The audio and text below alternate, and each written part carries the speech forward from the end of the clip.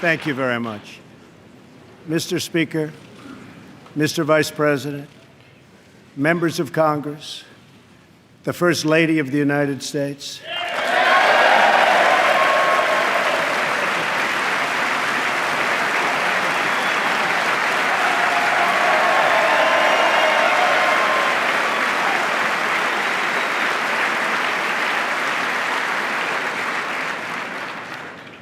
and citizens of America. Tonight, as we mark the conclusion of our celebration of Black History Month, we are reminded of our nation's path toward civil rights and the work that still remains to be done. Recent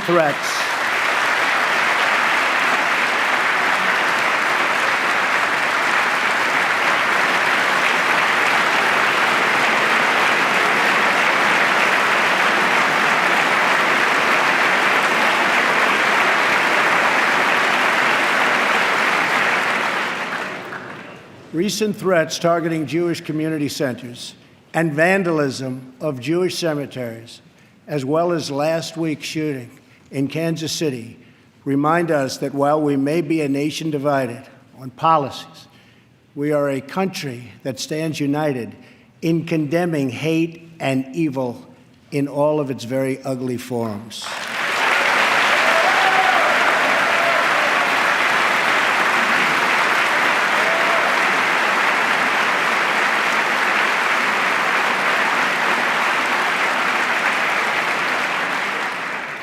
Each American generation passes the torch of truth, liberty, and justice in an unbroken chain all the way down to the present. That torch is now in our hands, and we will use it to light up the world. I am here tonight to deliver a message of unity and strength, and it is a message deeply delivered from my heart. A new chapter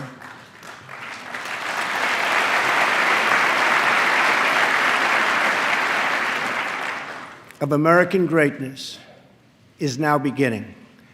A new national pride is sweeping across our nation, and a new surge of optimism is placing impossible dreams firmly within our grasp.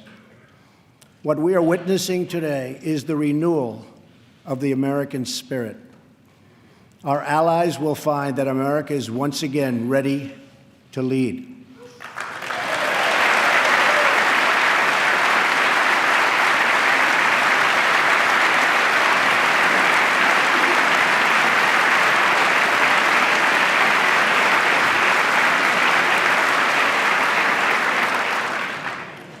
All the nations of the world, friend or foe, will find that America is strong, America is proud, and America is free. In 9 years, the United States will celebrate the 250th anniversary of our founding, 250 years since the day we declared our independence. It will be one of the great milestones in the history of the world. But what will America look like as we reach our 250th year? What kind of country will we leave for our children? I will not allow the mistakes of recent decades past to define the course of our future. For too long, we've watched our middle class shrink as we've exported our jobs and wealth to foreign countries. We've financed and built one global project after another, but ignored the fates of our children in the inner cities of Chicago, Baltimore, Detroit, and so many other places throughout our land. We've defended the borders of other nations while leaving our own borders wide open for anyone to cross and for drugs to pour in at a now unprecedented rate. And we've spent trillions and trillions of dollars overseas while our infrastructure at home has so badly crumbled. Then in 2016, the earth shifted beneath our feet. The rebellion started as a quiet protest, spoken by families of all colors and creeds, families who just wanted a fair shot for their children and a fair hearing for their concerns. But then the quiet voices became a loud chorus as thousands of citizens now spoke out together from cities small and large all across our country. Finally, the chorus became an earthquake, and the people turned out by the tens of millions, and they were all united by one very simple but crucial demand: that America must put its own citizens first, because only then can we truly make America great again.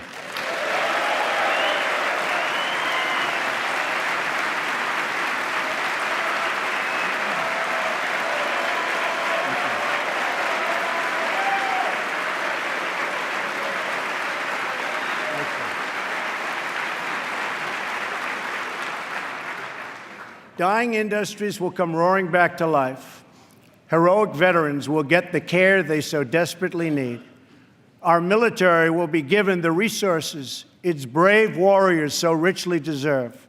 Crumbling infrastructure will be replaced with new roads, bridges, tunnels, airports, and railways gleaming across our very, very beautiful land. Our terrible drug epidemic will slow down and ultimately stop. And our neglected inner cities will see a rebirth of hope, safety, and opportunity. Above all else, we will keep our promises to the American people.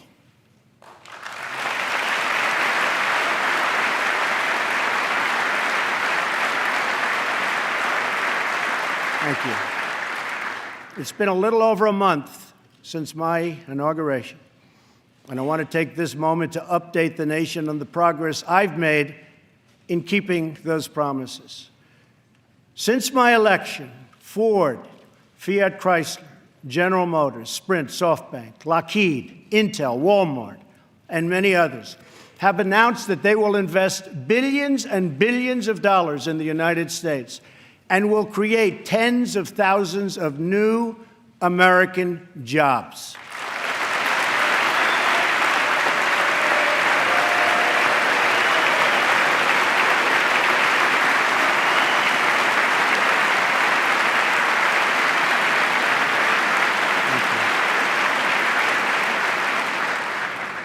The stock market has gained almost $3 trillion in value since the election on November 8th, a record. We've saved taxpayers hundreds of millions of dollars by bringing down the price of fantastic, and it is a fantastic, new F-35 jet fighter, and we'll be saving billions more on contracts all across our government. We have placed a hiring freeze on non-military and non-essential federal workers. We have begun to drain the swamp of government corruption by imposing a 5-year ban on lobbying by executive branch officials and a lifetime ban. Thank you.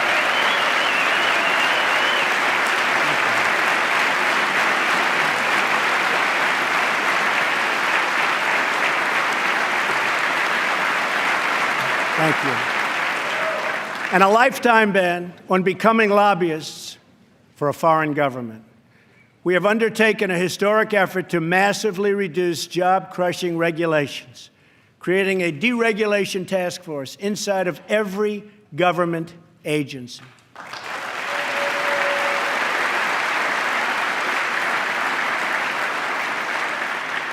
And we're imposing a new rule which mandates that for every one new regulation, 2 old regulations must be eliminated.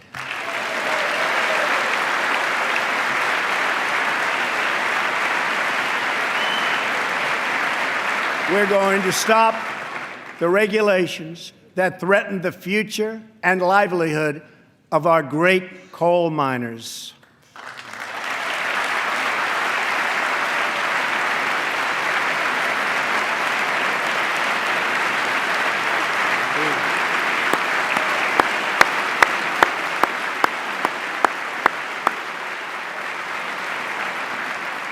We have cleared the way for the construction of the Keystone and Dakota Access pipelines.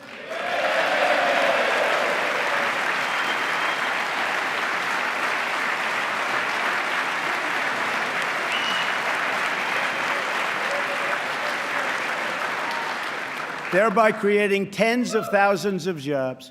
And I've issued a new directive that new American pipelines be made with American steel.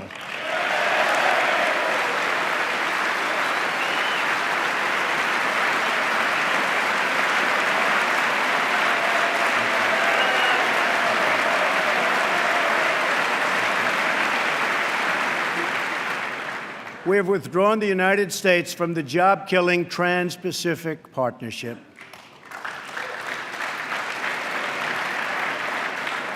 And with the help of Prime Minister Justin Trudeau, we have formed a council with our neighbors in Canada to help ensure that women entrepreneurs have access to the networks, markets, and capital they need to start a business and live out their financial dreams.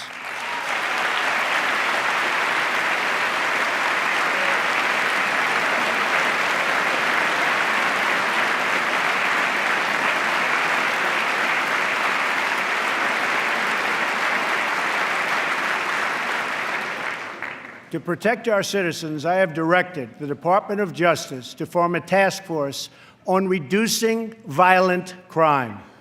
I have further ordered the Departments of Homeland Security and Justice, along with the Department of State and the Director of National Intelligence, to coordinate an aggressive strategy to dismantle the criminal cartels that have spread all across our nation.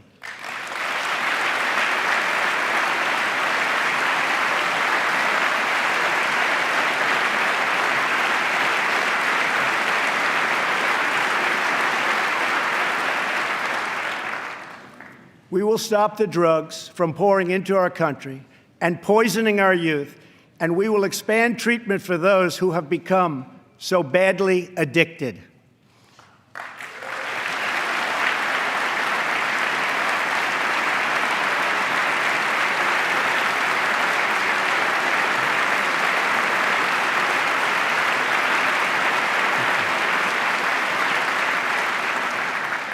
At the same time, my administration has answered the pleas of the American people for immigration enforcement and border security.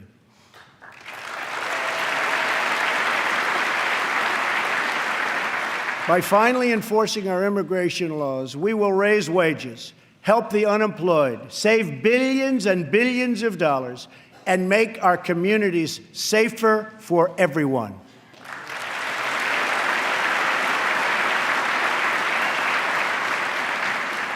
We want all Americans to succeed, but that can't happen in an environment of lawless chaos.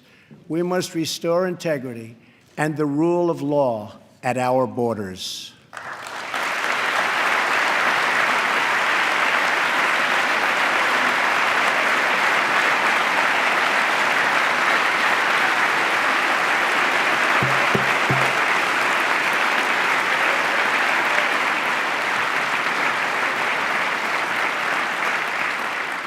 For that reason, we will soon begin the construction of a great, great wall along our southern border.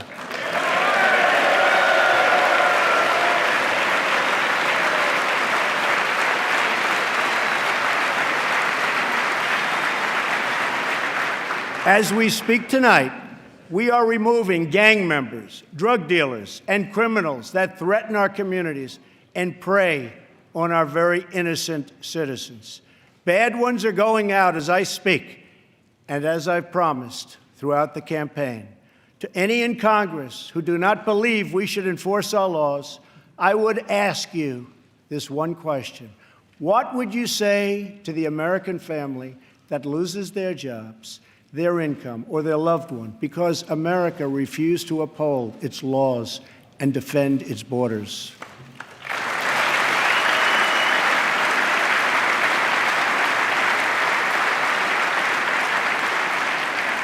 Our obligation is to serve, protect, and defend the citizens of the United States. We are also taking strong measures to protect our nation from radical Islamic terrorism.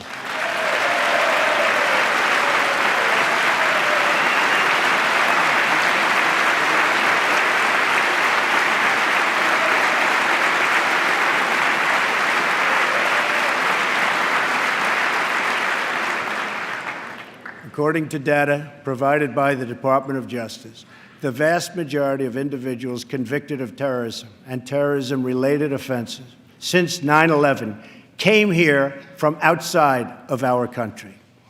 We have seen the attacks at home, from Boston to San Bernardino to the Pentagon, and yes, even the World Trade Center. We have seen the attacks in France, in Belgium, in Germany, and all over the world. It is not compassionate, but reckless to allow uncontrolled entry from places where proper vetting cannot occur.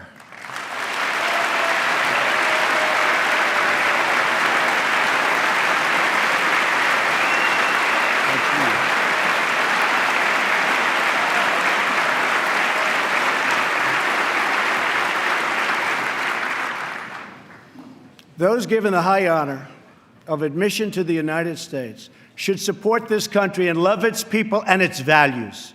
We cannot allow a beachhead of terrorism to form inside America. We cannot allow our nation to become a sanctuary for extremists.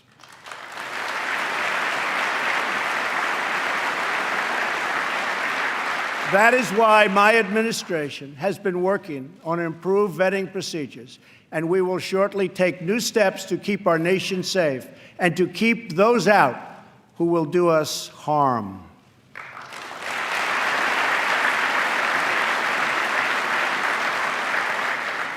As promised, I directed the Department of Defense to develop a plan to demolish and destroy ISIS, a network of lawless savages that have slaughtered Muslims and Christians and men and women and children of all faiths and all beliefs. We will work with our allies, including our friends and allies in the Muslim world, to extinguish this vile enemy from our planet.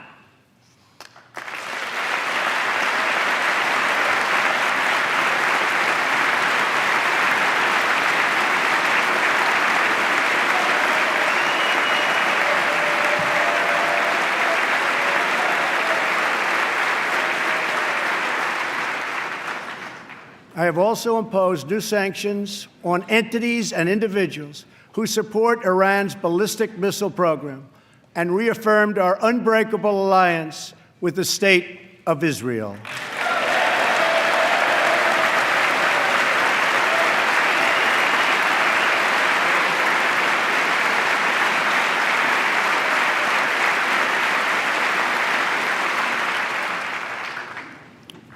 Finally, I have kept my promise to appoint a justice to the United States Supreme Court from my list of 20 judges who will defend our Constitution.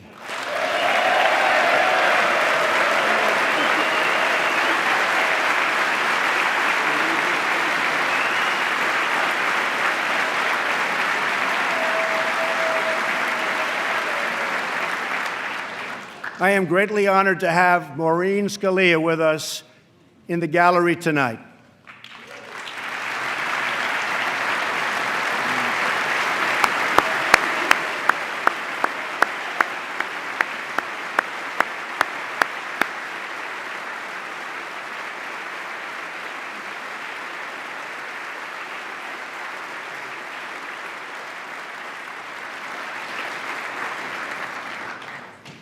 Thank you, Maureen. Her late great husband, Antonin Scalia, will forever be a symbol of American justice. To fill his seat, we have chosen Judge Neil Gorsuch, a man of incredible skill and deep devotion to the law. He was confirmed unanimously by the Court of Appeals, and I am asking the Senate to swiftly approve his nomination.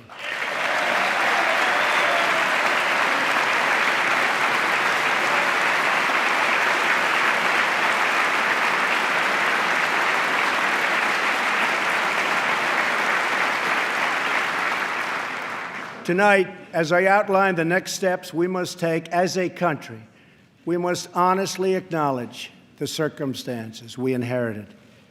94 million Americans are out of the labor force. Over 43 million people are now living in poverty, and over 43 million Americans are on food stamps. More than 1 in 5 people in their prime working years are not working. We have the worst financial recovery in 65 years. In the last 8 years, the past administration has put on more new debt than nearly all of the other presidents combined.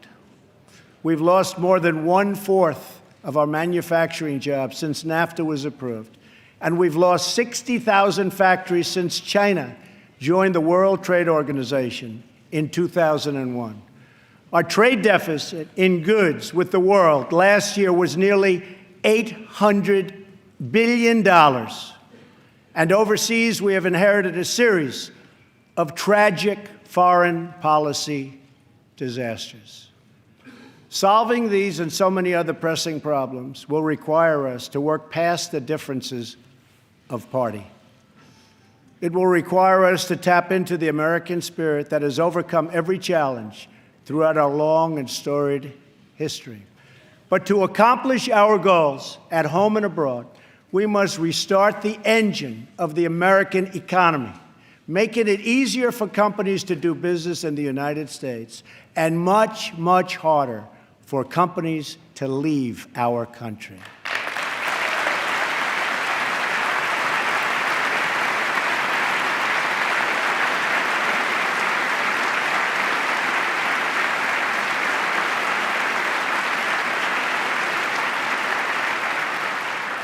Right now, American companies are taxed at one of the highest rates anywhere in the world.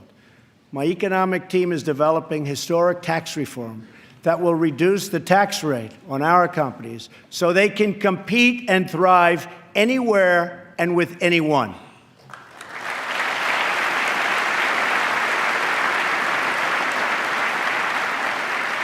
It will be a big, big cut. At the same time, we will provide massive tax relief for the middle class. We must create a level playing field for American companies, and our workers have to do it.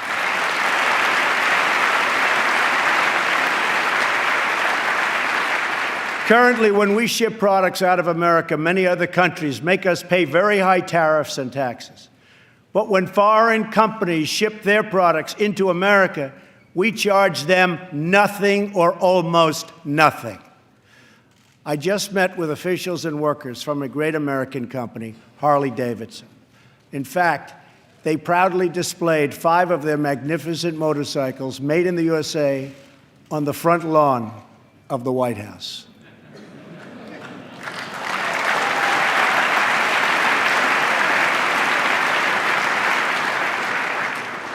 And they wanted me to ride one, and I said, no, thank you.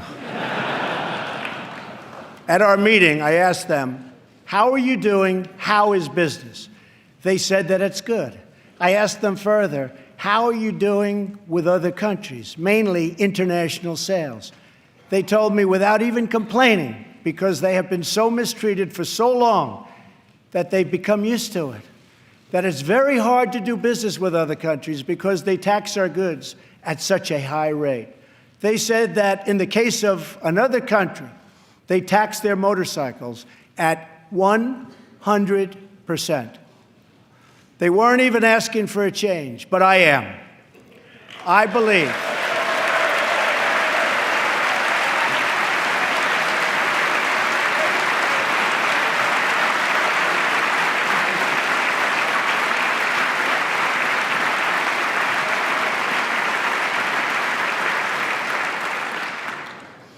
I believe strongly in free trade, but it also has to be fair trade. It's been a long time since we had fair trade. The first Republican president, Abraham Lincoln, warned that the abandonment of the protective policy by the American government will produce want and ruin among our people. Lincoln was right, and it's time we heeded his advice and his words.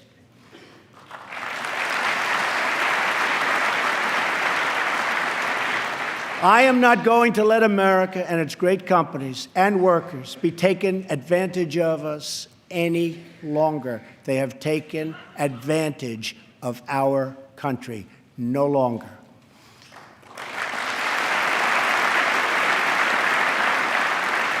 I'm going to bring back millions of jobs. Protecting our workers also means reforming our system of legal immigration.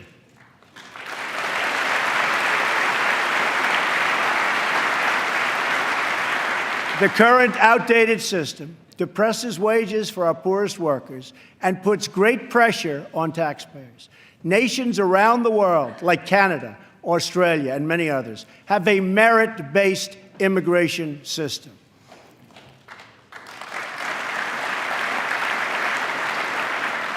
It's a basic principle that those seeking to enter a country ought to be able to support themselves financially. Yet in America, we do not enforce this rule, straining the very public resources that our poorest citizens rely upon. According to the National Academy of Sciences, our current immigration system costs American taxpayers many billions of dollars a year.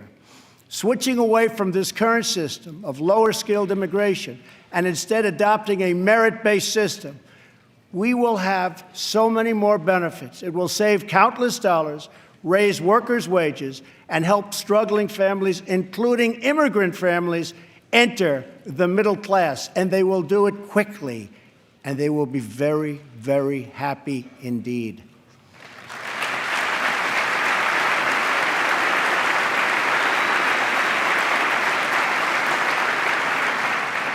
I believe that real and positive immigration reform is possible as long as we focus on the following goals: to improve jobs and wages for Americans, to strengthen our nation's security, and to restore respect for our laws.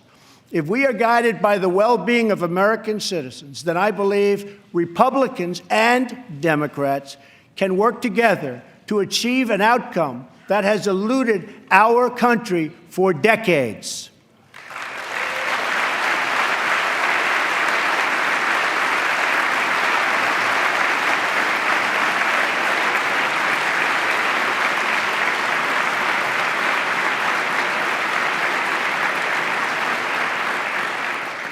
Another Republican president, Dwight D. Eisenhower, initiated the last truly great national infrastructure program, the building of the interstate highway system. The time has come for a new program of national rebuilding.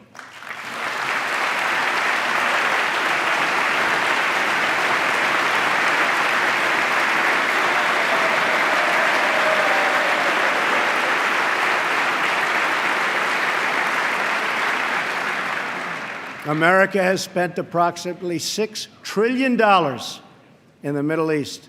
All the while, our infrastructure at home is crumbling.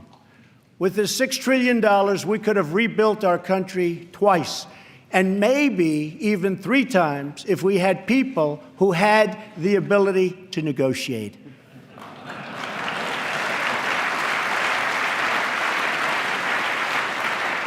To launch our national rebuilding, I will be asking Congress to approve legislation that produces a $1 trillion investment in infrastructure of the United States, financed through both public and private capital, creating millions of new jobs.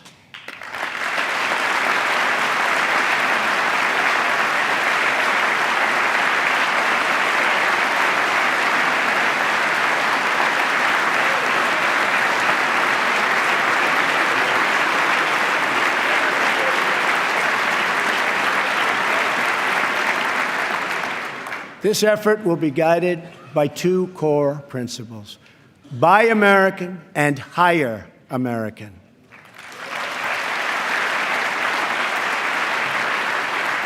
Tonight, I am also calling on this Congress to repeal and replace Obamacare.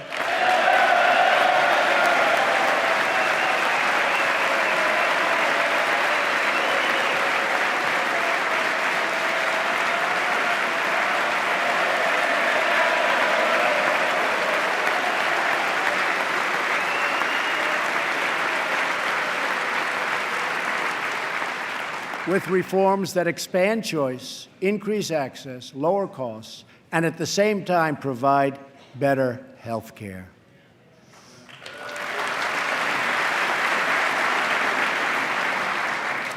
Mandating every American to buy government-approved health insurance was never the right solution for our country.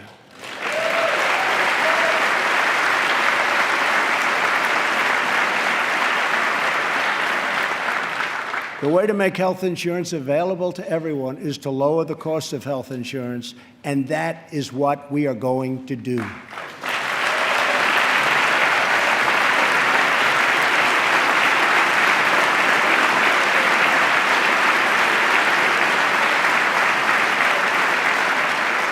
Obamacare premiums nationwide have increased by double and triple digits. As an example, Arizona went up 116% last year alone. Governor Matt Bevin of Kentucky just said Obamacare is failing in his state, the state of Kentucky, and it's unsustainable and collapsing. 1/3 of the counties have only one insurer, and they're losing them fast. They are losing them so fast. They're leaving. And many Americans have no choice at all. There's no choice left. Remember, when you were told that you could keep your doctor and keep your plan, we now know that all of those promises have been totally broken. Obamacare is collapsing, and we must act decisively to protect all Americans.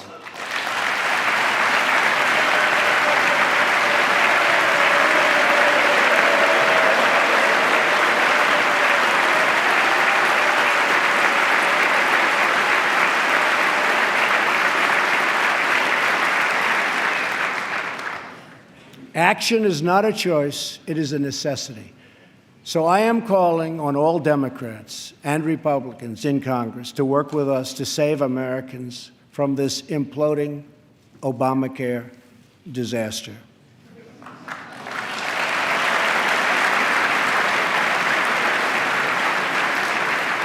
Here are the principles that should guide Congress as we move to create a better health care system for all Americans. First, we should ensure that Americans with pre-existing conditions have access to coverage and that we have a stable transition for Americans currently enrolled in the health care exchanges.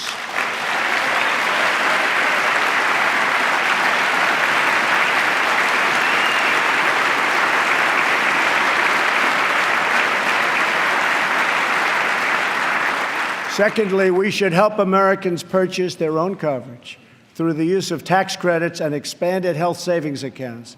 But it must be the plan they want, not the plan forced on them by our government.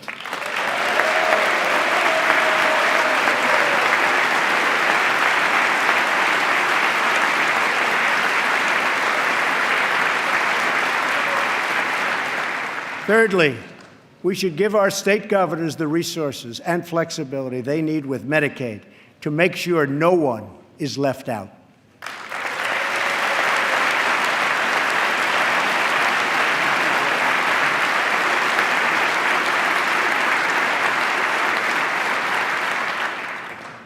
Fourth, we should implement legal reforms that protect patients and doctors from unnecessary costs that drive up the price of insurance and work to bring down the artificially high price of drugs and bring them down immediately.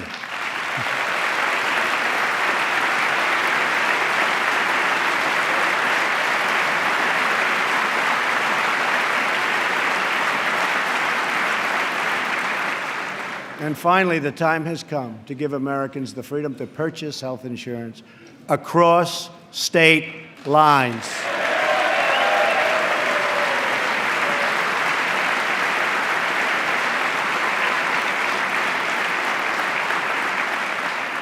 Which will create a truly competitive national marketplace that will bring costs way down and provide far better care. So important.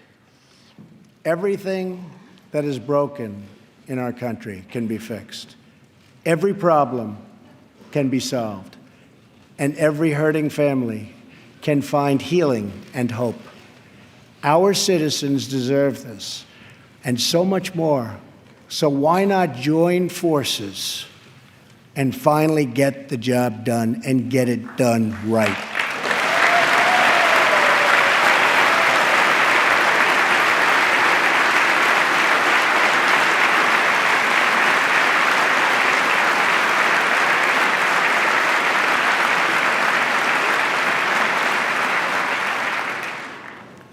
On this and so many other things, Democrats and Republicans should get together and unite for the good of our country and for the good of the American people.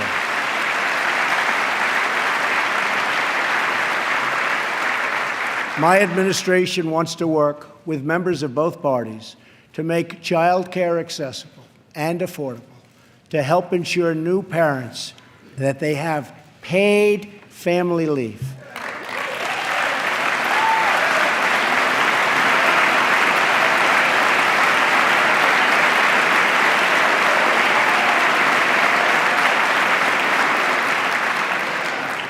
to invest in women's health, and to promote clean air and clean water, and to rebuild our military and our infrastructure.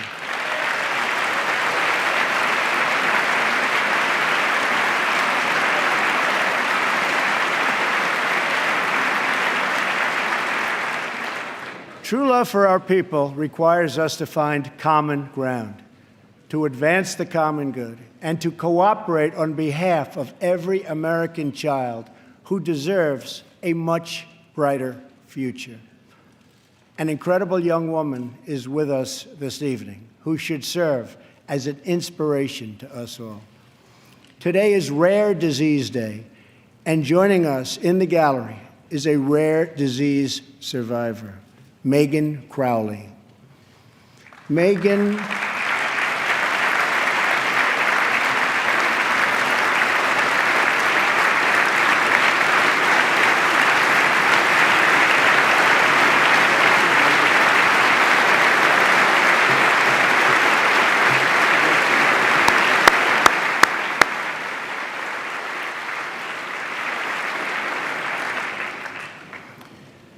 Megan was diagnosed with Pompe disease, a rare and serious illness, when she was 15 months old. She was not expected to live past 5.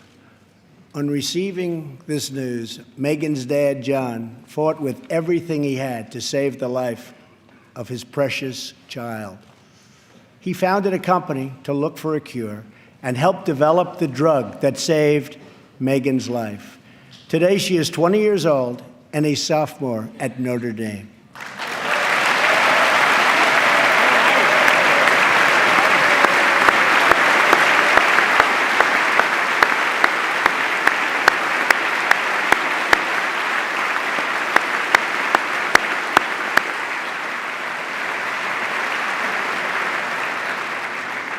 Megan's story is about the unbounded power of a father's love for a daughter.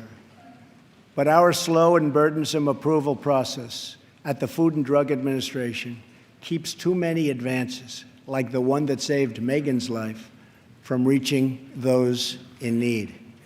If we slash the restraints, not just at the FDA, but across our government, then we will be blessed with far more miracles just like Megan.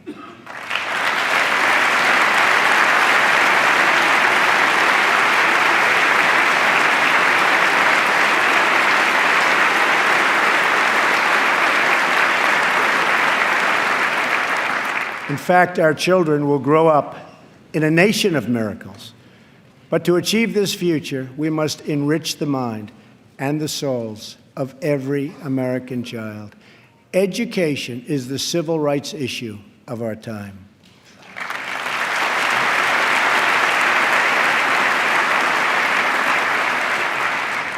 I am calling upon members of both parties to pass an education bill that funds school choice for disadvantaged youth, including millions of African American and Latino children.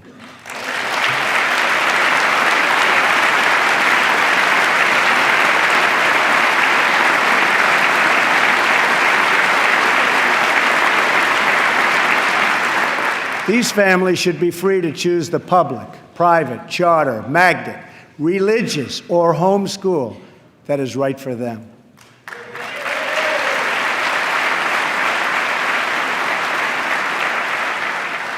Joining us tonight in the gallery is a remarkable woman, Denisha Merriweather.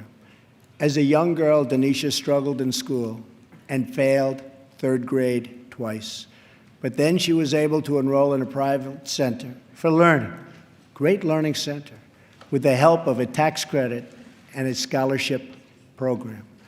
Today, she is the first in her family to graduate not just from high school, but from college. Later this year, she will get her master's degree in social work. We want all children to be able to break the cycle of poverty, just like Denisha.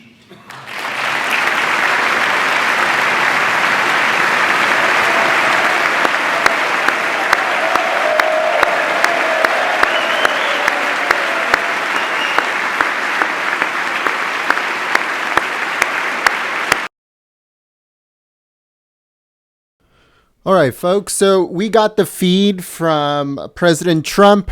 Right now he's in Miami. That's where he's going to be talking about the new Cuban-American relationship and what's going to happen. So we're going to switch over to the live feed in Miami, Florida.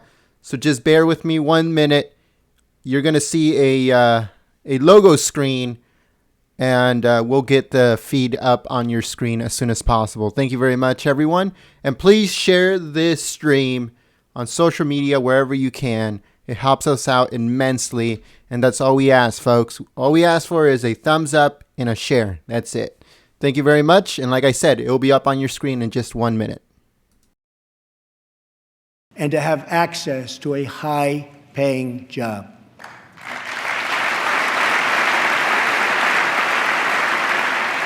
But to create this future, we must work with, not against, the men and women of law enforcement.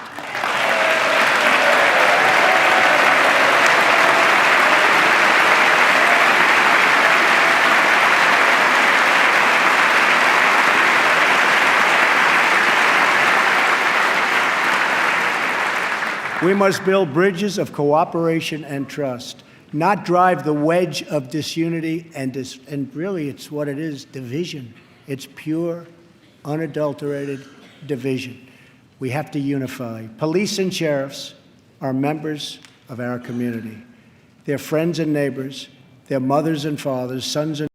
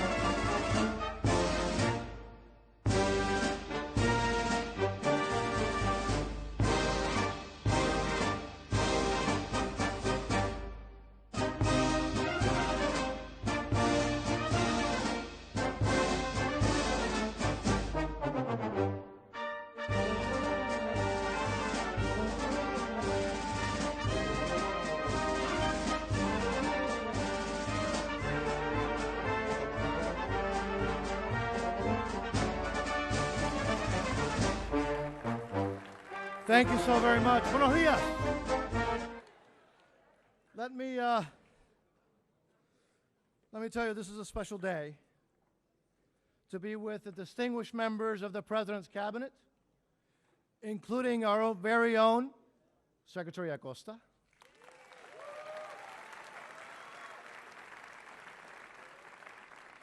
my colleagues. I know there are some of my colleagues that are here, and of course, starting with Senator Rubio, Congressman Curbelo. I know I'm going to miss some, but I know that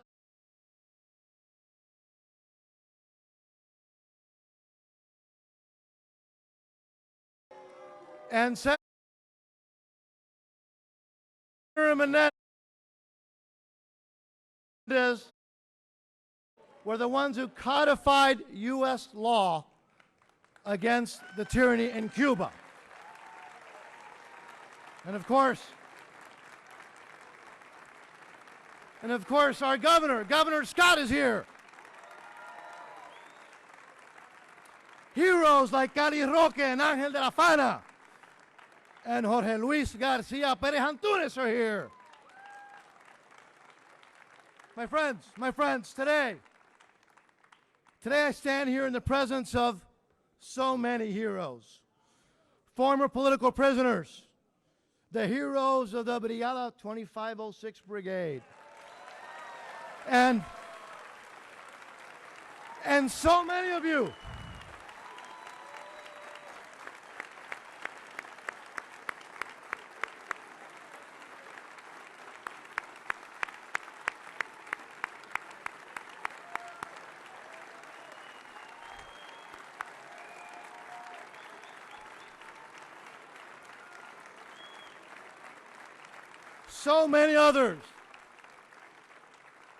So many others who have suffered under the hands and by the hands of the Castro regime. And let me just talk about the brigade. You know, the brigade is a symbol of dignity, made up of men and women, made up of men who personify sacrifice and heroism, and who, having experienced betrayal, have nevertheless never wavered in the struggle for freedom.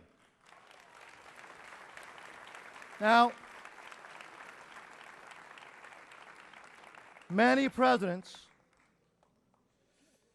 have made commitments, but unfortunately some of those were not kept.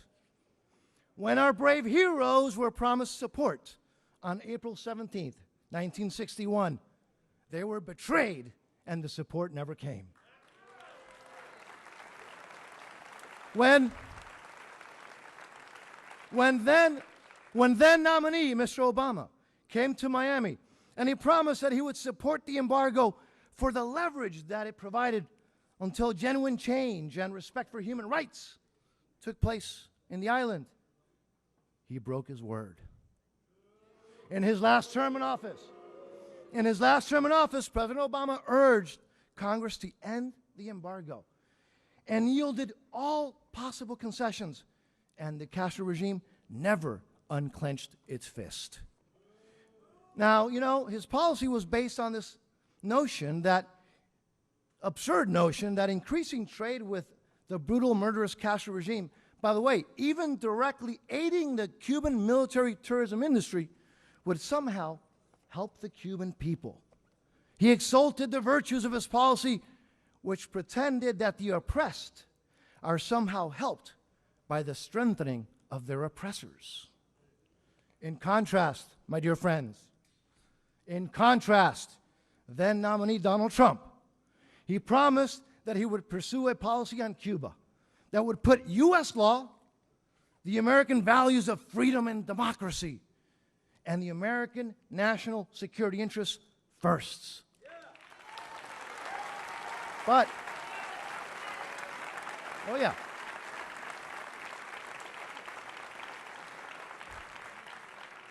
So here we are. And now he comes back to Miami in his very first year as president, to keep his promise.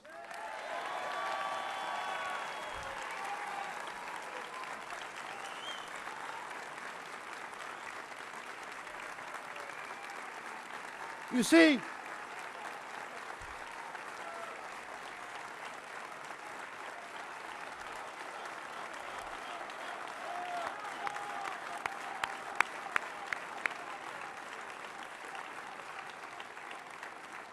my friends, my dear friends, the commitments that he made to you and to those struggling for freedom just 90 miles away from our shores are being kept.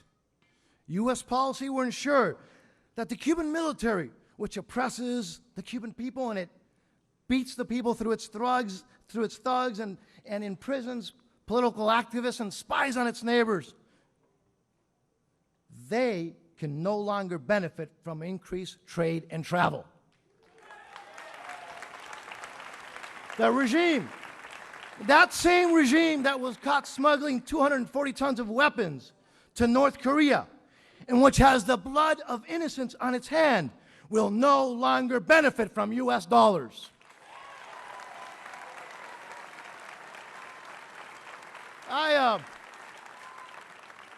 If you'll allow me, I have a message for the Cuban people. This is my message to the Cuban people and to all those struggling for freedom. President Trump stands with you. President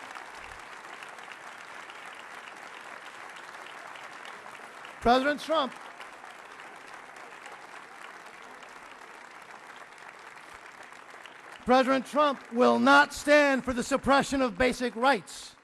He will not gloss over human rights abuses and the pleas of political prisoners. You will no longer have to witness the embarrassing spectacle of an American president doing the wave with a ruthless dictator at a baseball game in Cuba. Nope.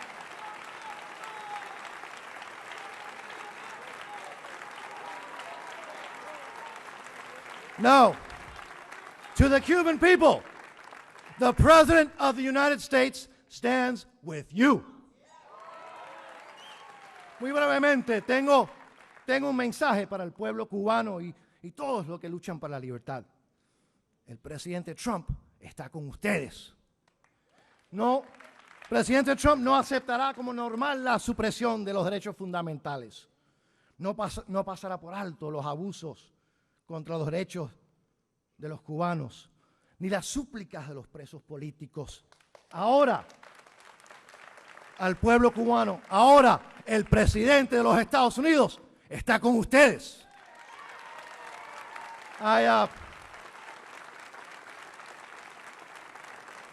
Look, I am honored to be here as President Trump sets a new course that is faithful to the values that we cherish and the struggle for freedom, which has come at such a great cost to so many. President Trump will treat the Castro regime as the malevolent dictatorship that it is. Thank you, President Trump, for keeping your commitments. You have not betrayed us. You kept your promise. And you stand in solidarity with the Cuban people and freedom-loving people everywhere. And you are putting American values, the U.S. national security interest, and the freedom of the Cuban people first. Thank you, President Trump.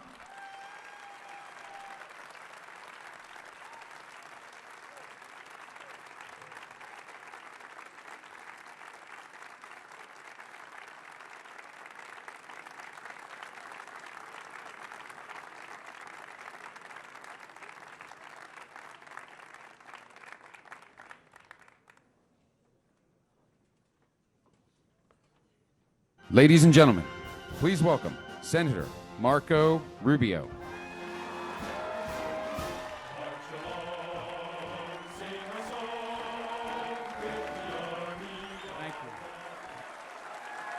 Thank you. Thank you. Thank you. Thank you very much. The Sunday after the presidential election, I was at Dadeland Mall. I was in the parking lot of Dadeland Mall, And I called President-elect Trump on his cell phone to congratulate him on his victory. And one of the first things he said to me is, "What are we going to do to help the Cuban people?"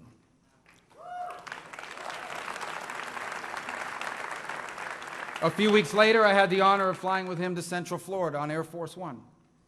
And he again, in the midst of that conversation, asked, "What are we going to do to help the Cuban people?" My wife and I had the opportunity to dine with him and the First Lady in the White House. And in the middle of that conversation, he asked, "What are we going to do to help the Cuban people and the people of Venezuela, who are also living under a dictatorship?"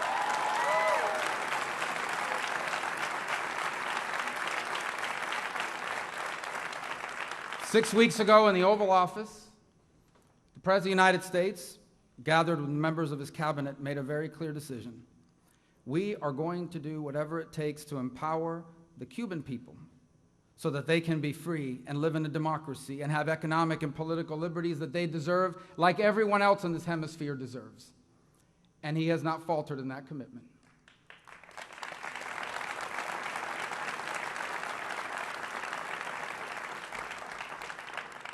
The cooperation, the hard work, the commitment that this White House and that President Trump has shown to this cause, I believe has no precedent, certainly in the modern history of this great cause. We have been helped by many who have aligned with us, some who could not be here today. I do want to recognize Resident Commissioner Jennifer Gonzalez of Puerto Rico, nuestra hermana de la isla de Puerto Rico que está junto con nosotros, that's who's with us on this issue. But what I want you to know is that in every single one of those instances in which the President spoke about Cuba, he also spoke about Brigade 2506.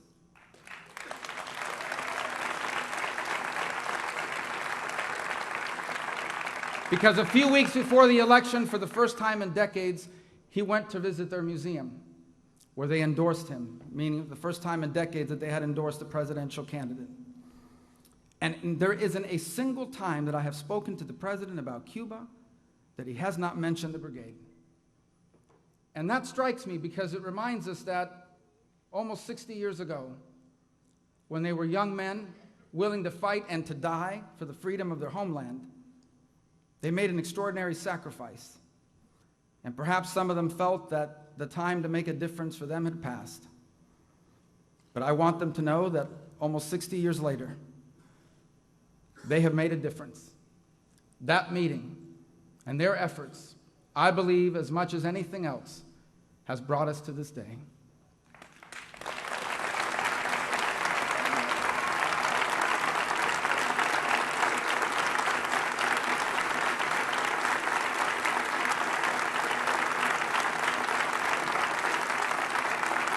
And we just landed at the airport. I had the honor, again, of flying on Air Force One. They have the best M&Ms on the planet.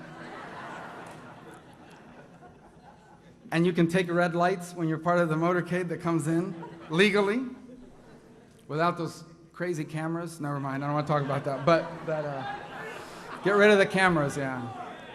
And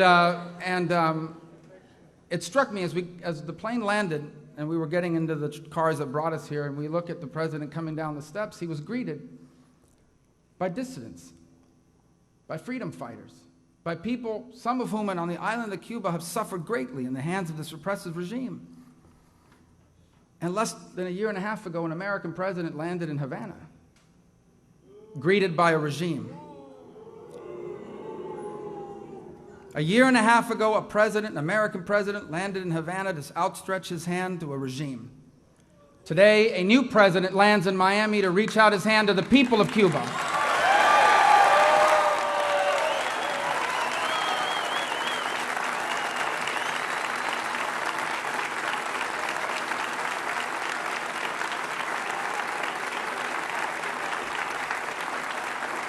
And I close with this.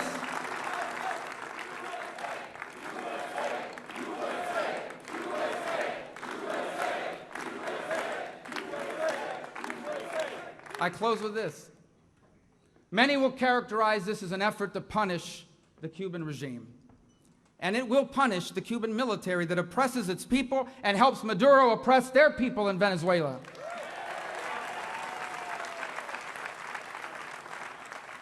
But more than anything else, this change empowers the people of Cuba. Not the government, not the regime, but the people, so that they can enjoy the freedom and the liberty.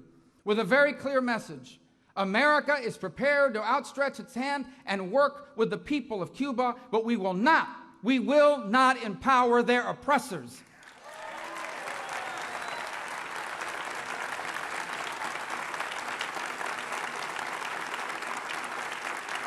And you mark my words. And you mark my words.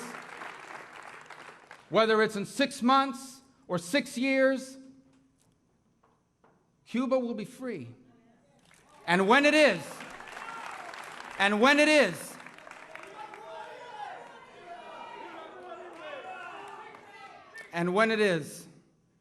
I believe that the people on the island and history will say that perhaps the key moment in that transition began on this day, here in this theater, with each of you, and with a president that was willing to do what needed to be done so that freedom and liberty returns to the enslaved island of Cuba.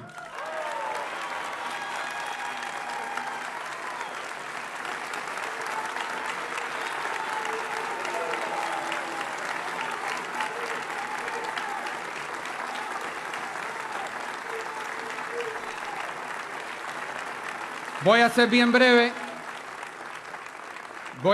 breve, que es muy difícil para un cubano y para un senador ser breve, pero lo voy a hacer, porque quiero mandarle un mensaje al pueblo de Cuba. Y este es el mensaje: que antes teníamos un presidente que le daba la mano al régimen que lo oprime, pero ahora tenemos un presidente americano que le da la mano a ustedes, el pueblo cubano.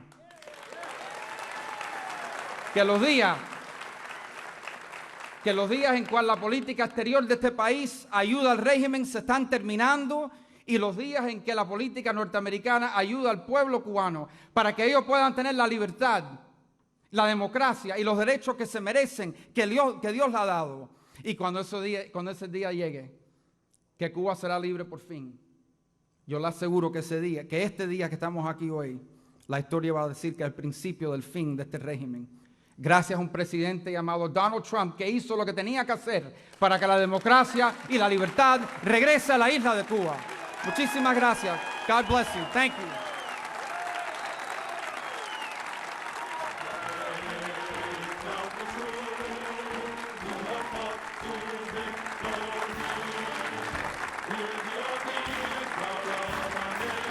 Ladies and gentlemen, please welcome the Governor of Florida, Rick Scott.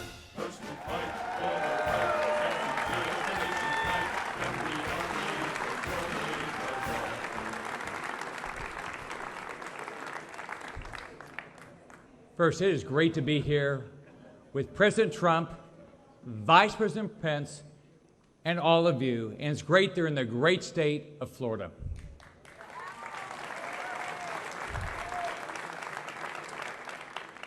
As the governor of this great state, I've been honored to meet with so many Cuban Americans and hear their stories of hope that one day the island nation will be free. When Fidel Castro died, I was hopeful for an end to the decades of torture, repression, and incarceration that the Castro brothers have subjected on the Cuban people for too long. Unfortunately, nothing has changed, and actually has gotten worse. The Castro regime continues to imprison people who speak out against the brutality. There's still no freedom of the press or religion, or free and fair elections. We can all go on and on about the abuses of the Castro regime. But there are so many who refuse to let the Castro regime get away with their heinous acts. In Tunis,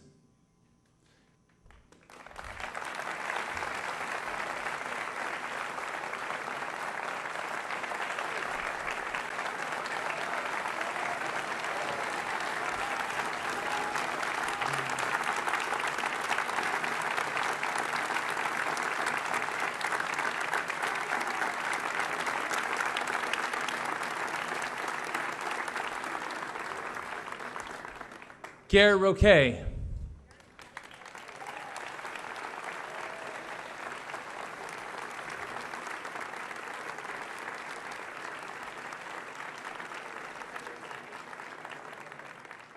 Angel de Fana.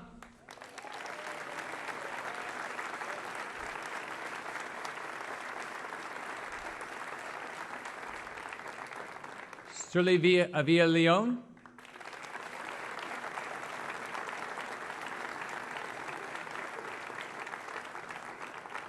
And Pedro Corzo.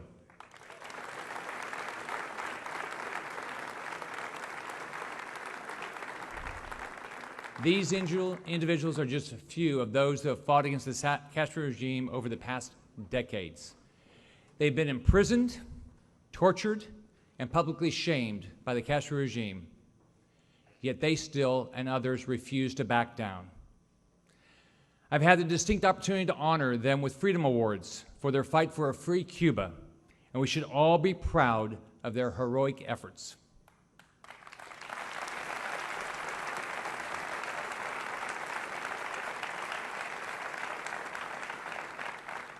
Right after President Trump was elected, I started meeting with him, along with others, Senator Rubio, Mauro Diaz-Balart, and others, to discuss how important it is that America stand up for the Cuban people, that America stands for freedom.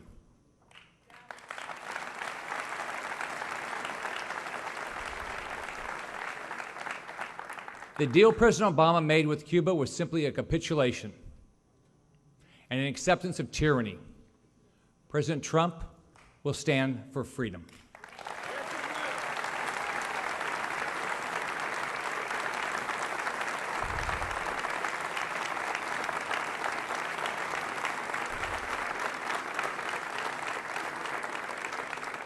America must always stand for freedom.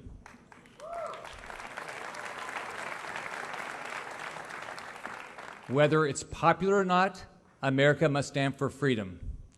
Whether it's easy or not, America must stand for freedom. Whether it's profitable or not, America must stand for freedom.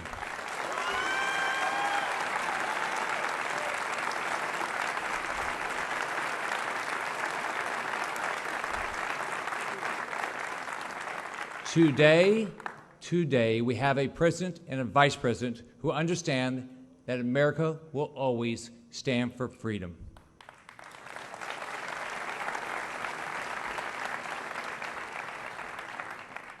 El pueblo de Cuba se merece libertad. Muchas gracias.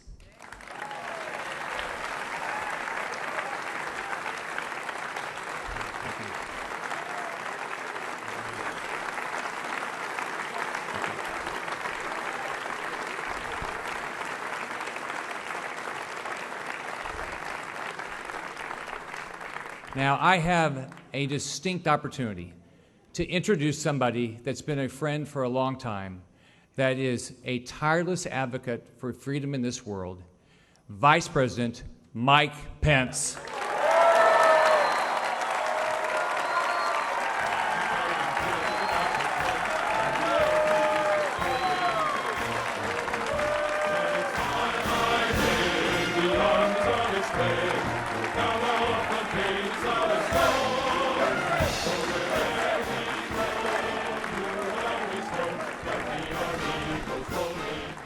Hello, Miami!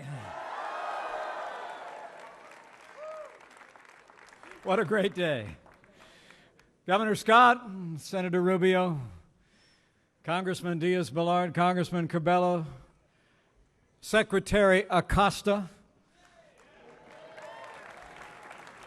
Secretary Perdue, Secretary Ross, distinguished members of the Cuban American community, honored guests, my fellow Americans, welcome to history.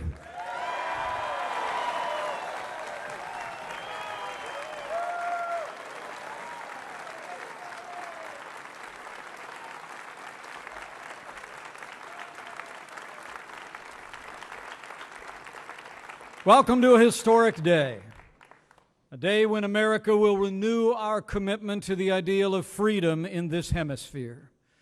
A day when the world will witness America once again standing in solidarity with the people of Cuba thanks to the strong and unwavering leadership of President Donald Trump.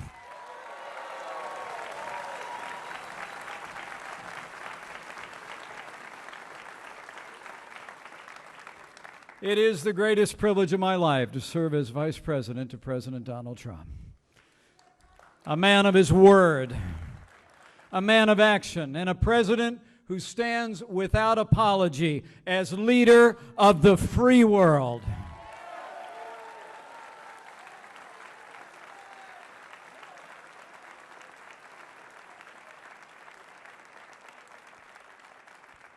Since the hour of our nation's birth, the United States has stood for the proposition that all are created equal, that we're endowed by our Creator with certain inalienable rights, life, liberty, and the pursuit of happiness.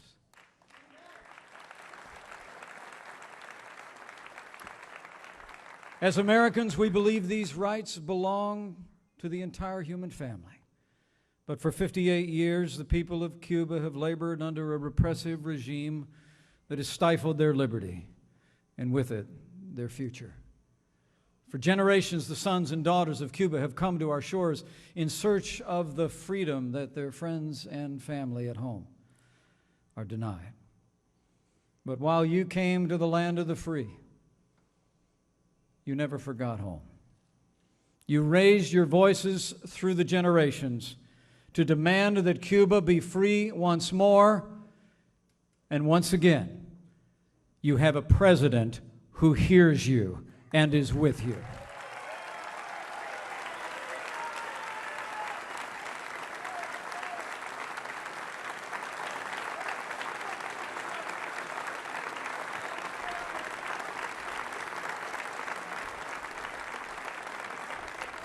Today, President Donald Trump will make it clear that America is with you, that America stands with the persecuted, the oppressed, and the exploited in Cuba. That this nation stands not with tyrants, but today President Donald Trump will make it clear that the United States of America stands with the courageous men and women of Cuba who seek to reclaim their God-given rights to life and liberty.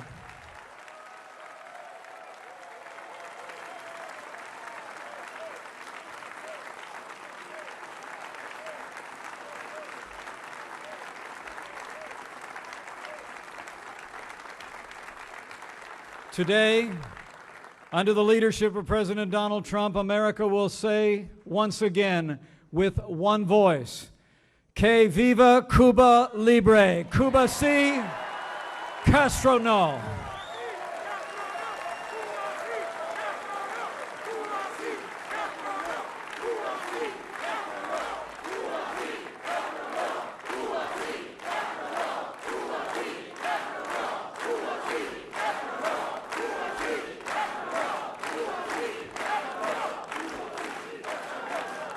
So with gratitude for his leadership and with admiration for his unwavering dedication to freedom, it is now my high honor and distinct privilege to introduce to you my friend, the President of the United States of America, President Donald Trump.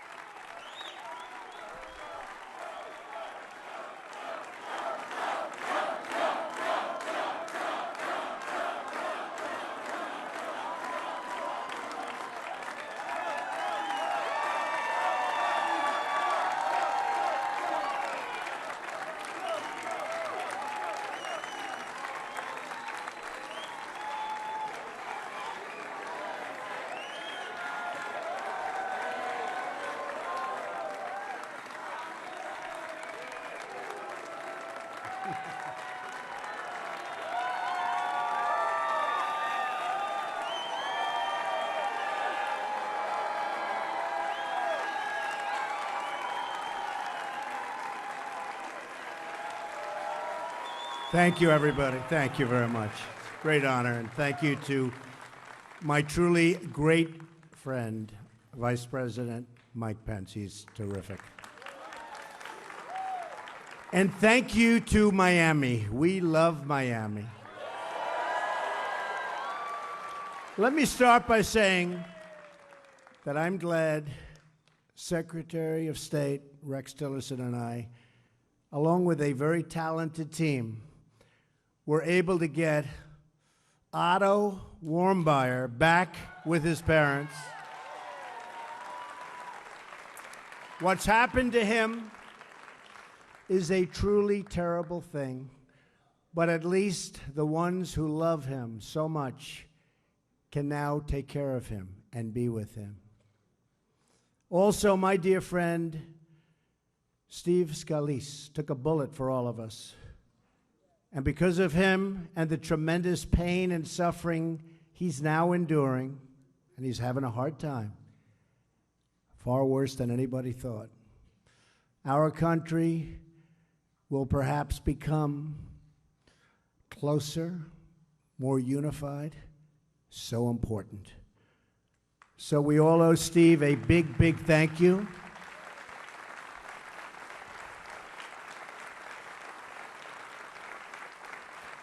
And let's keep the Warmbier family and the Scalise family and all of the victims of the congressional shooting in our hearts and prayers.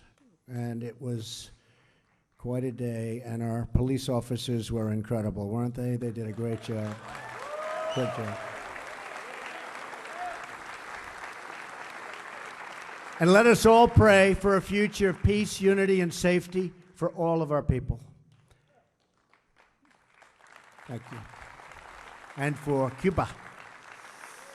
I am so thrilled to be back here with all of my friends in Little Havana. I love it. I love this city. And one of the big thank you. Thank you.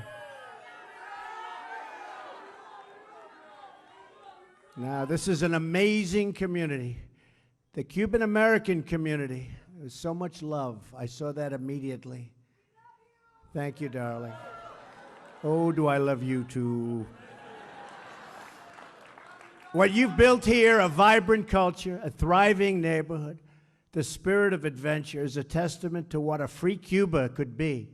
And with God's help, a free Cuba is what we will soon achieve.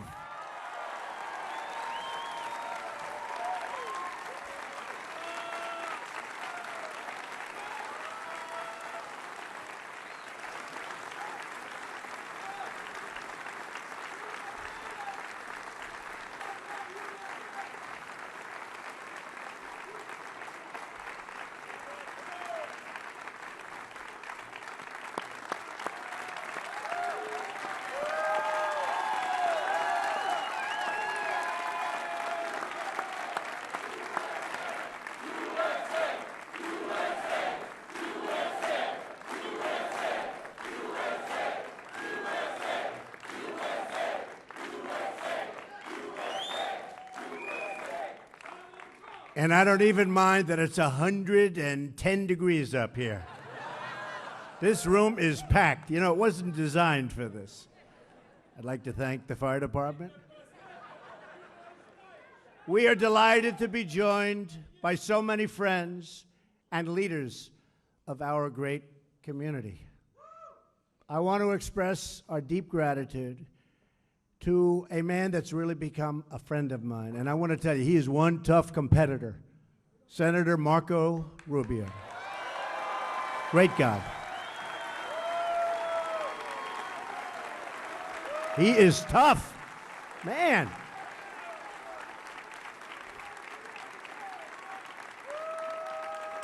He is tough, and he's good, and he loves you.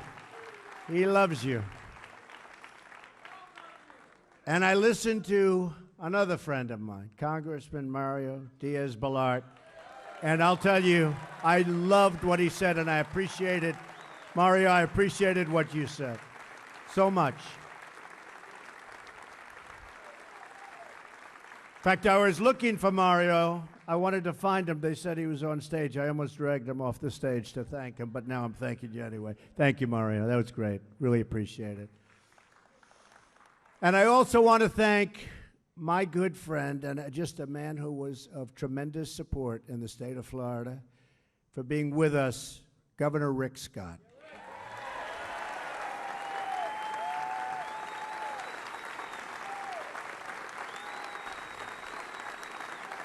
Great job. He's doing a great job. Oh, I hope he runs for the Senate. I know I'm not supposed to say that. I hope he runs for the Senate. Rick, are you running? Huh? Huh? I don't know. Marco, let's go. Come on, we got to get him to. I hope he runs for the Senate. We're deeply honored to be joined by amazing veterans of the Bay of Pigs. These are great people, amazing people.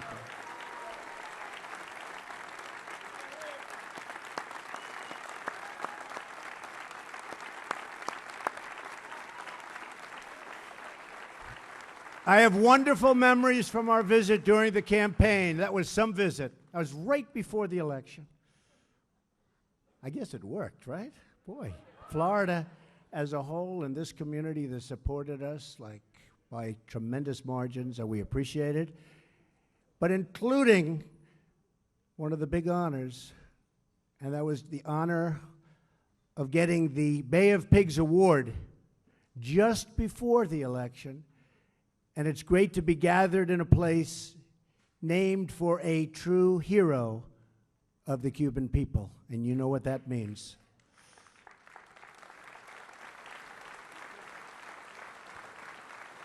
I was also looking forward to welcoming today two people who are not present.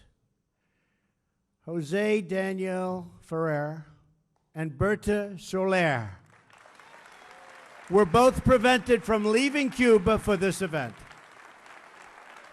So we acknowledge them. They're great friends, great help. And although they could not be with us, we are with them 100%, okay? We are with them, right? Finally, I want to recognize everyone in the audience who has their own painful but important story to tell about the true and brutal nature of the Castro regime. Brutal. We thank the dissidents, the exiles, and the children of Operation Peter Pan. You know what that means. And all who gather in the cafes, churches, and the streets of this incredible area and city to speak the truth and to stand for justice. And we want to thank you all for being a voice for the voiceless. There are people, it's voiceless, but you are making up the difference, and we all want to thank you. This group is amazing, just an incredible, you are an incredible group of talented, passionate people. Thank you. Incredible group of people. Many of you witnessed terrible crimes committed in service of a depraved ideology. You saw the dreams of generations held by captive. And just literally, you look at what happened and what communism has done. You knew faces that disappeared, innocents locked in prisons, and believers persecuted for preaching the word of God. You watched the women in white, bruised, bloodied, and captured on their way from Mass. You have heard the chilling cries of loved ones or the cracks of firing squads piercing through the ocean breeze. Not a good sound. Among the courageous Cuban dissidents with us on stage here today are Carrie Roque, who was imprisoned by the Castro regime 15 years ago.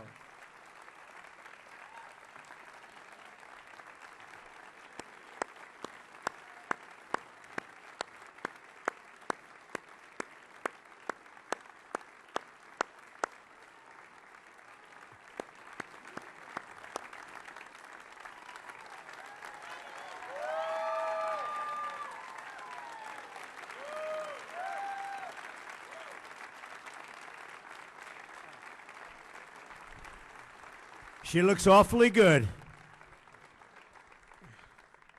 Thank you, Mr. President. Thank you, Mr. Vice President. Thank you, Marco Rubio, Mario Diaz-Balart. Thank you to all the men and the Cubans who fight, no matter what the times can be, for the Cuban liberty. On behalf, Mr. President, on behalf of the Cuban people, the people inside my eyes, my homeland, thank you, and we appreciate your love.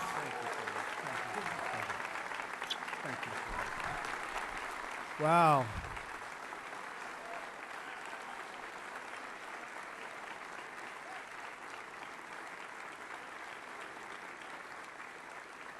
That's pretty good. She didn't know she was going to do that either, I will tell you.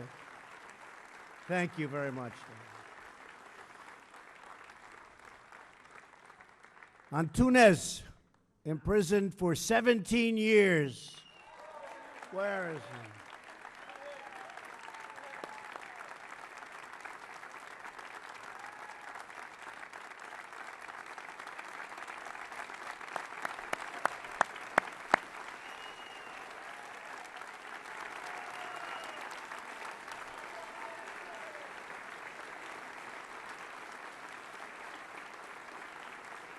I love that name.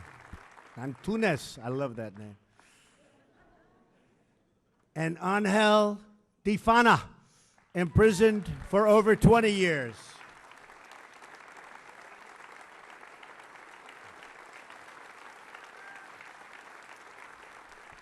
Thank you.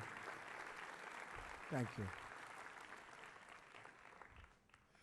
Very brave people. The exiles and dissidents here today have witnessed communism destroy a nation, just as communism has destroyed every single nation where it has ever been tried.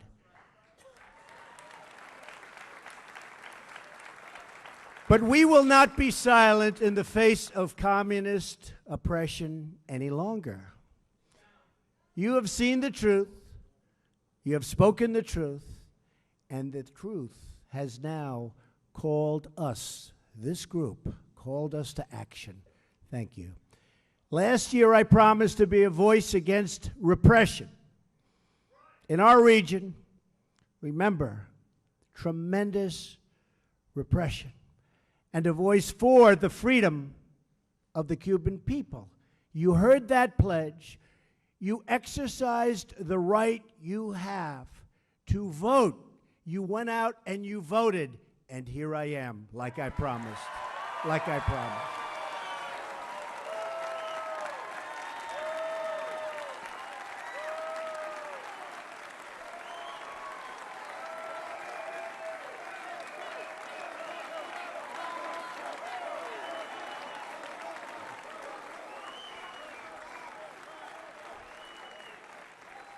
I promise you, I keep my promises.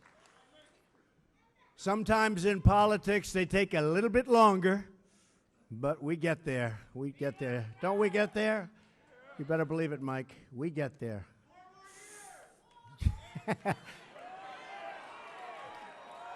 Thank you. Thank you. No, we keep our promise. And now that I am your president, America will expose the crimes of the Castro regime and stand with the Cuban people in their struggle for freedom. Because we know it is best for America to have freedom in our hemisphere, whether in Cuba or Venezuela, and to have a future where the people of each country can live out their own dreams.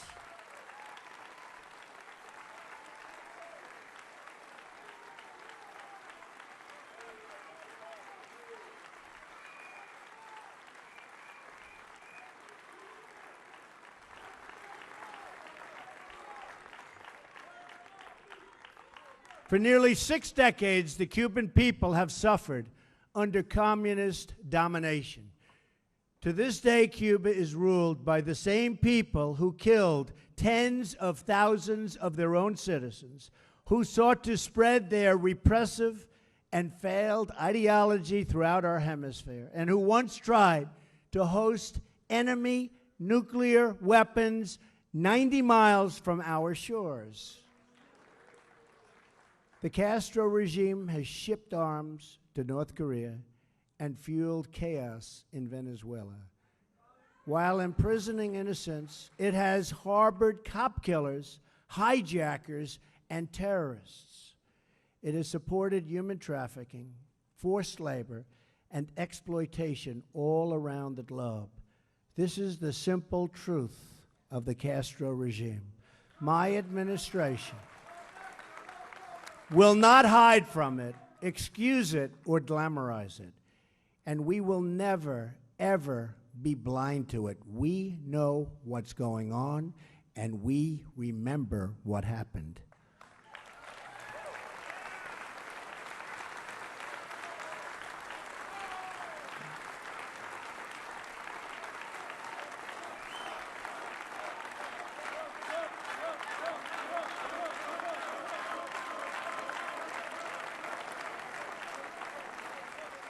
On my recent trip overseas, I said the United States is adopting a principled realism rooted in our values, shared interests, and common sense. I also said countries should take greater responsibility for creating stability in their own regions.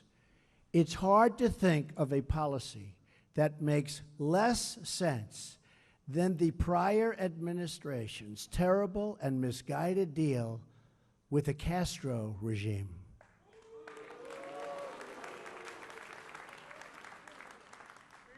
Well, you have to say the Iran deal was pretty bad also, at all fairness. Let's not forget that beauty.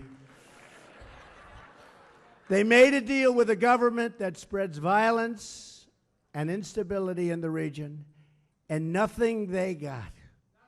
Think of it, nothing they got.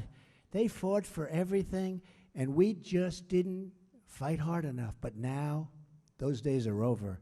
Now we hold the cards.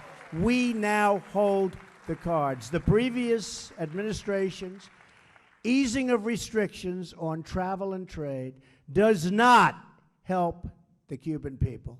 They only enrich the Cuban regime.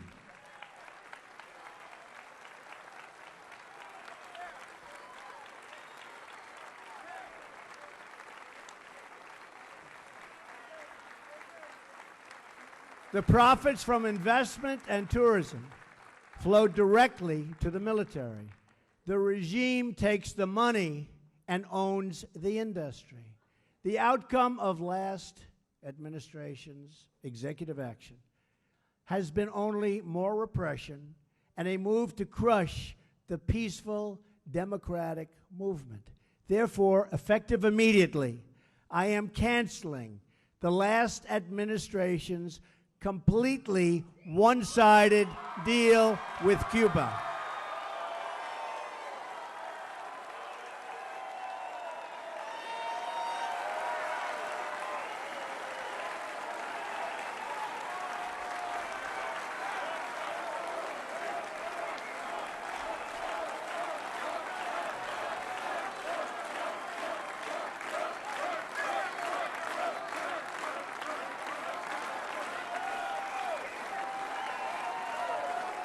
I am announcing today a new policy, just as I promised during the campaign. And I will be signing that contract right at that table in just a moment.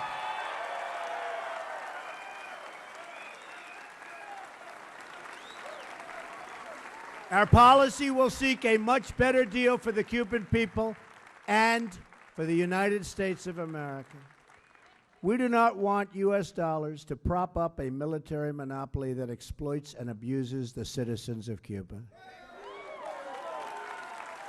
Our new policy begins with strictly enforcing U.S. law.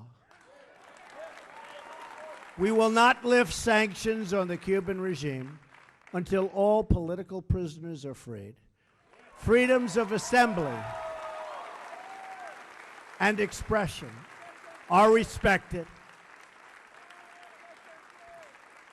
All political parties are legalized. and free and internationally supervised elections are scheduled. Elections.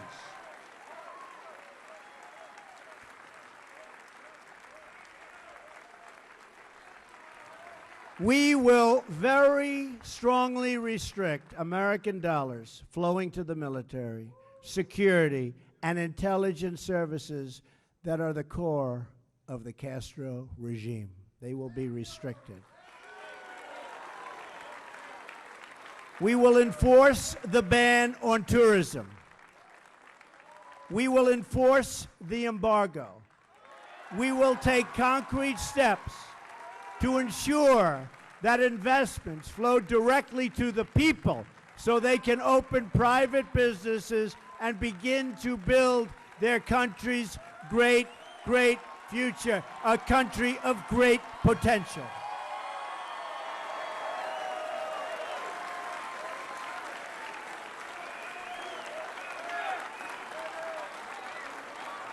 My action today bypasses the military and the government to help the Cuban people themselves form businesses and pursue much better lives. We will keep in place the safeguards to prevent Cubans from risking their lives to unlawful travel to the United States. They are in such danger the way they have to come to this country, and we are going to be safeguarding those people. We have to. We have no choice. We have to. And we will work for the day when a new generation of leaders brings this long reign of suffering to an end. And I do believe that end is in the very near future. We challenge Cuba to come to the table with a new agreement that is in the best interests of both their people and our people, and also of Cuban Americans. To the Cuban government, I say, put an end to the abuse of dissidents. Release the political prisoners.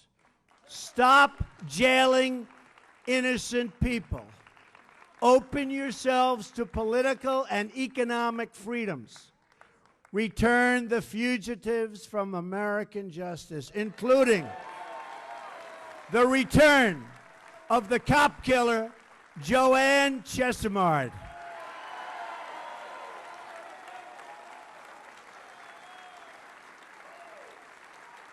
And finally, hand over the Cuban military criminals who shot down and killed 4 brave members of Brothers to the Rescue, who were in unarmed, small, slow civilian planes.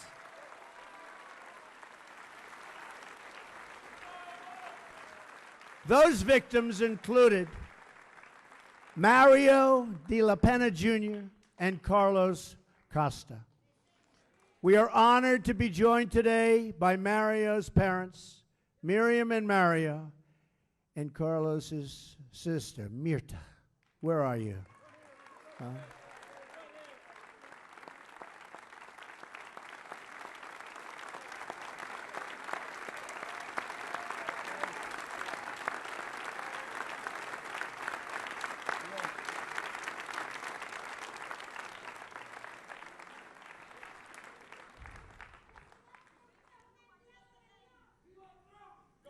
Those are great, great parents who love their children so much.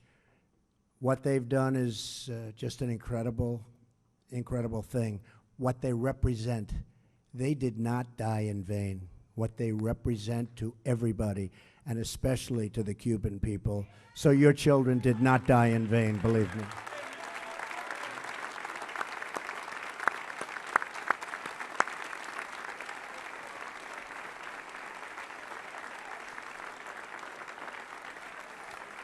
So to the Castro regime, I repeat, the harboring of criminals and fugitives will end. You have no choice. It will end. Any changes to the relationship between the United States and Cuba will depend on real progress toward these and the other goals, many of which I've described. When Cuba is ready to take concrete steps to these ends, we will be ready, willing, and able to come to the table to negotiate that much better deal for Cubans, for Americans, much better deal, and a deal that's fair, a deal that's fair, and a deal that makes sense. Our embassy remains open in the hope that our countries can forge a much stronger and better path. America believes that free, independent, and sovereign nations are the best vehicle for human happiness, for health, for education, for safety, for everything. We all accept that all nations have the right to chart their own paths, and I'm certainly a very big believer in that. So we will respect Cuban sovereignty, but we will never turn our backs on the Cuban people. That will not happen. Over the years, a special sympathy has grown between this land of the free and the beautiful people of that island so close to our shores and so deeply woven into the history of our region. America has rejected the Cuban people's oppressors. They are rejected. Officially today, they are rejected.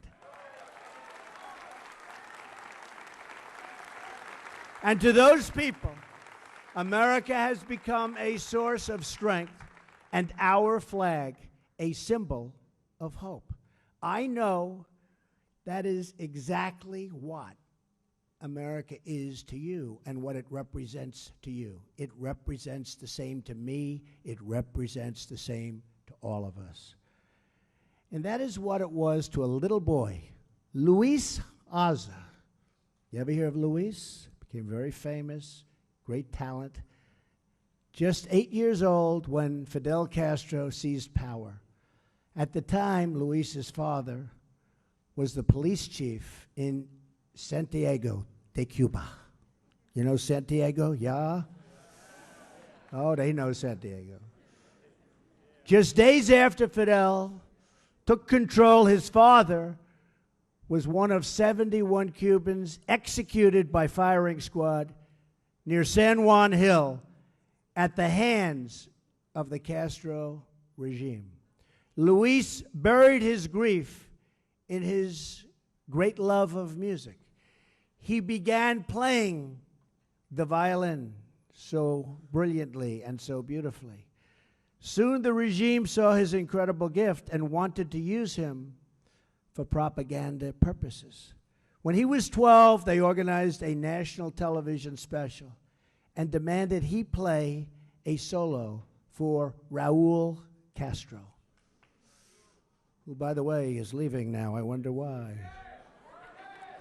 They sent an official to fetch Luis from his home, but Luis refused to go. And a few days later, Castro's soldiers barged into his orchestra practice area, guns blazing. They told him to play for them. Terrified, Luis began to play, and the entire room was stunned by what they heard. Ringing out from the trembling boy's violin was a tune they all recognized. This young Cuban boy was playing the Star-Spangled Banner.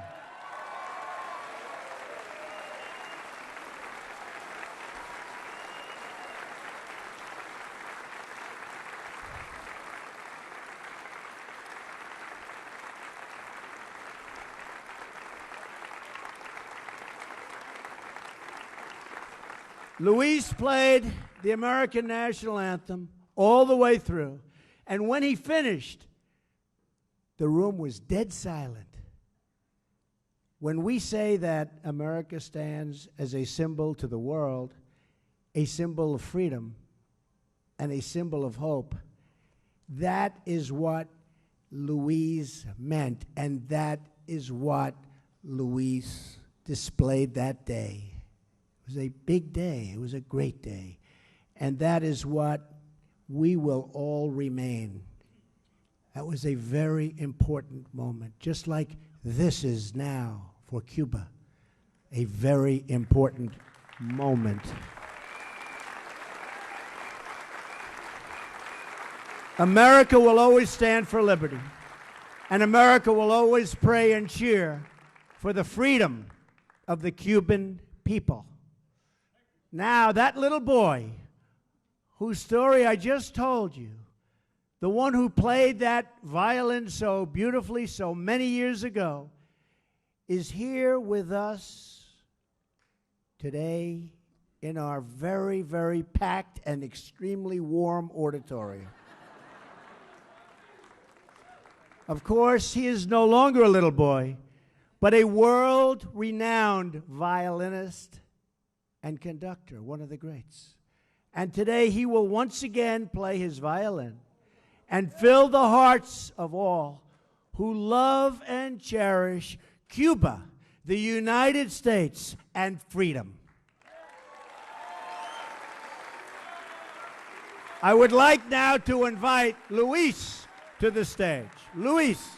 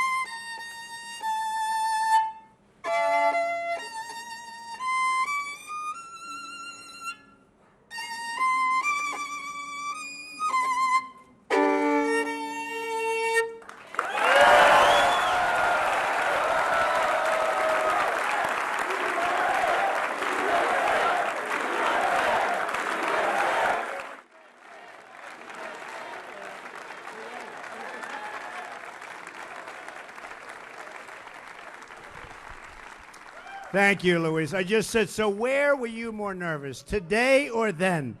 He said, honestly, I think today. That's pretty. Thank you, Luis. That was beautiful. So I want to thank Miami. I want to thank Little Havana. Ah, Havana we love. Do we love it? Would you move anywhere else? You wouldn't move to Palm Beach, would you? No. No way. Little Havana. And I want to thank all of our great friends here today. You've been amazing, loyal, beautiful people. And thank you. Don't remind me. Actually, I was telling Mike. So it was 2 days on my birthday till a big day, which turned out to be tomorrow, the 16th. That was the day I came down with Melania on the escalator at Trump Tower. That's tomorrow.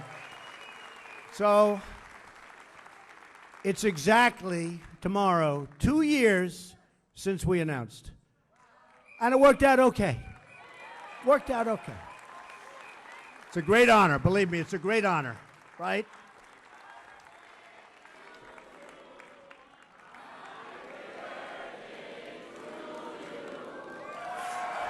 Thank you. Thank you very much. I just want to end by saying, may God bless everyone searching for freedom. May God bless Cuba. May God bless the United States of America.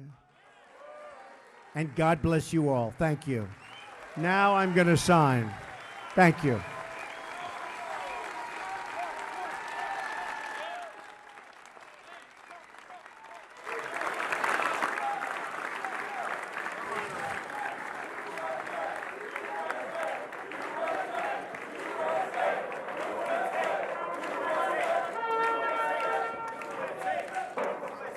So this says, strengthening the policy of the United States toward Cuba. And I can add, strengthening a lot. So this is very important, and you watch what's going to happen. It's going to be a great day for Cuba. Thank you. Thank you very much.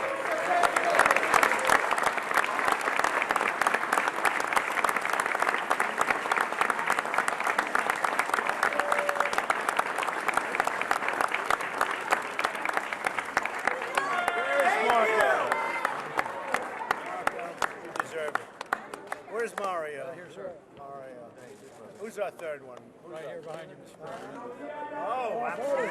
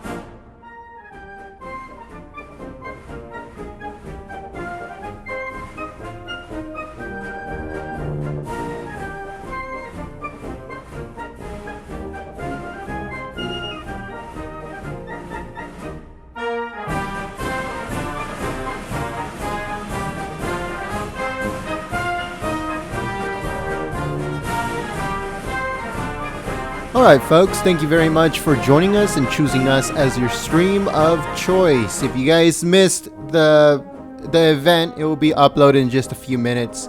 So check back on the channel. Like I said, thank you very much for joining us. If you are new to our community, we encourage you to join us by clicking that subscribe button. And also don't forget to smash that like button in support for the president. And if you guys actually want to read this new order that he just signed, it should be up on our website goldenstatetimes.com in just a few minutes.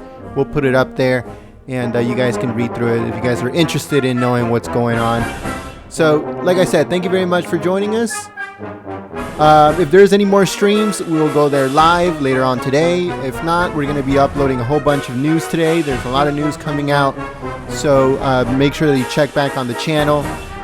Thank you very much to the moderators that were on the chat today. Thank you very much, everyone, and I'll see you soon. My name is Gent. I'm from Golden State Times. Peace.